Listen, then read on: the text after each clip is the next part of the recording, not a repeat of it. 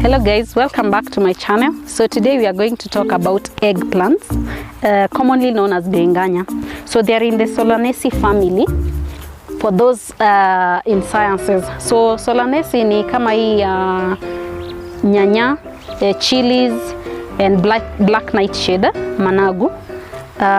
So for biringanya, the reason why I did biringanya, I went to some groceries in Eldoret just to do a market survey, and most of them were telling me they do not have biringanya. So I really inquired why.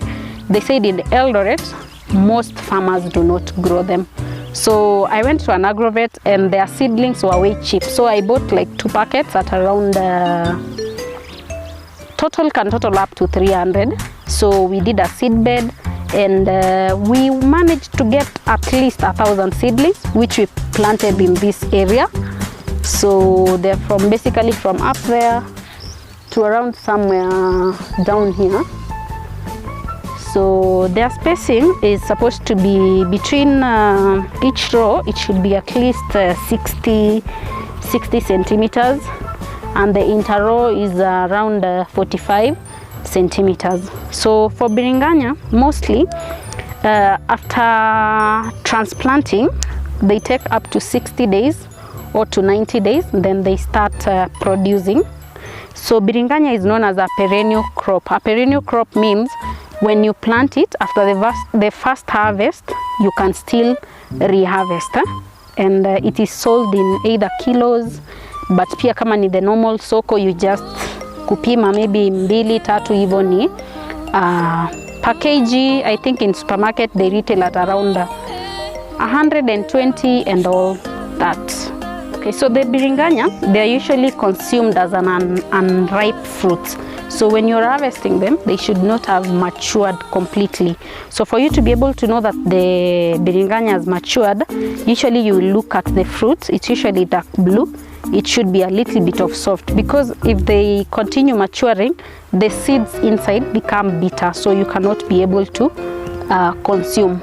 Biringanya is a good source of vitamins and minerals, because they are also very low in calories, and you find that when you harvest them, they can stay close to 6 to 7 days before they spoil.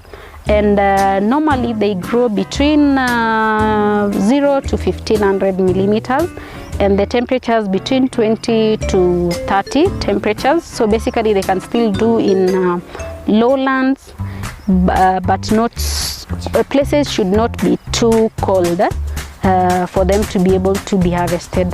And their peak period is between January and March. By peak I mean ukiwa uko na biringanya na una harvest January, February ama March, their prices are usually high, because the supply is a bit low. So that is why you should also consider what time should you plant. So for example, if you have to harvest them in January, and we have seen it takes around 60 to 90 days, so it means you plant them around October or November at the end, so that you're able to get the produce when it is at the peak.